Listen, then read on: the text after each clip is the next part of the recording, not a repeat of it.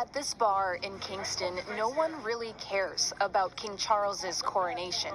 He's the king of Jamaica too, but to a lot of people here, that makes no sense.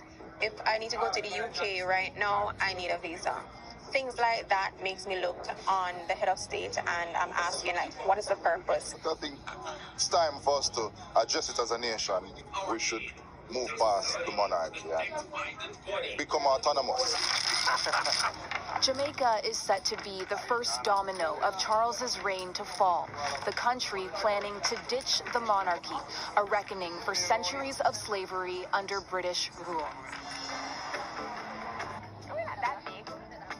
At Immaculate Conception, an all-girls high school in Kingston. Are you guys going to watch the coronation? No. I didn't even know that was happening. These students want a head of state who looks like them. Princes, princess, kings are from fairy tales, and fairy tales are like old, really old. And we're in the modern day where I can be on my laptop, my phone, etc. Why am I seeing a king? Summer Lee, Tony Ann, Jade, and Dana are all old enough to vote in the referendum the government is planning on removing Charles as head of state by 2025.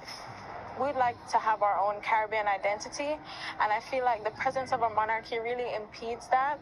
It's like hanging over Jamaica, that kind of thing, like holding us back and keeping us from further progress. Do you feel like this is kind of a moment of change, a turning point moment in Jamaica? Definitely. I mean, from what we've been discussing, it kind of just frees us from the Eurocentric hold that is on us. It is a turning point, but there's more to be done. Yeah. There's definitely more to be done, because I don't think just removing them can take away the years of slavery and the mental slavery from colonialism that came after.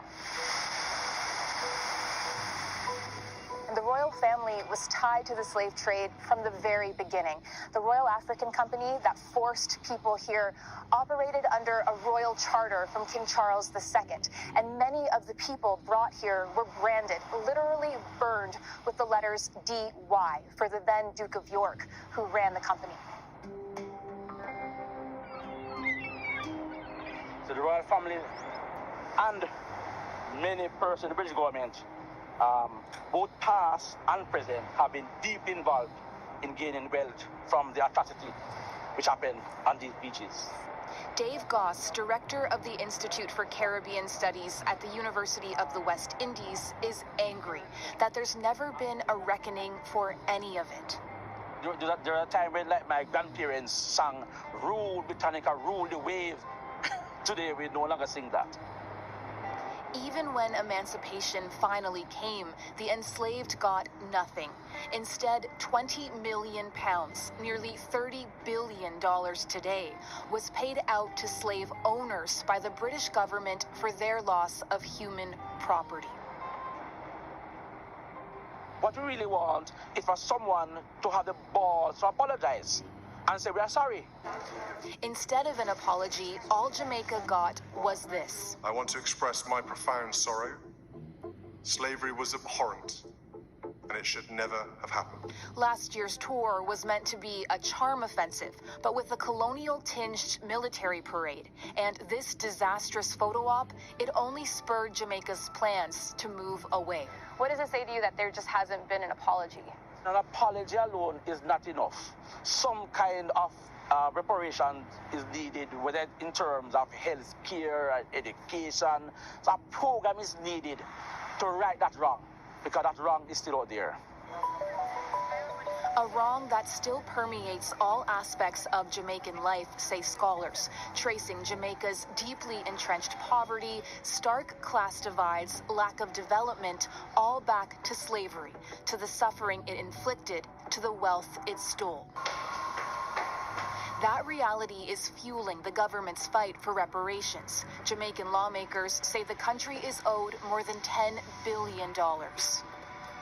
We want to right that wrong. Culture Minister Olivia Grange says the country will petition King Charles directly. It's more than getting a commitment from them. We're not asking for a commitment. Neither are we asking for handouts.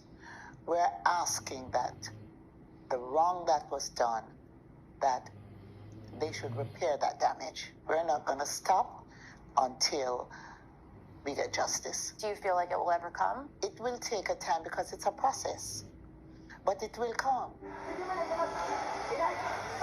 This is Kingston's sprawling Coronation Market. The site once a burial ground for enslaved people. Here, anger over the royals. King Charles, Adam and the slavery is slave master. The head of the slave master. So we're not associated with him. Mixes with anxiety over the future. King Charles, yeah, he's okay with me. Jamaica now don't know what they're doing. They need some type of support system.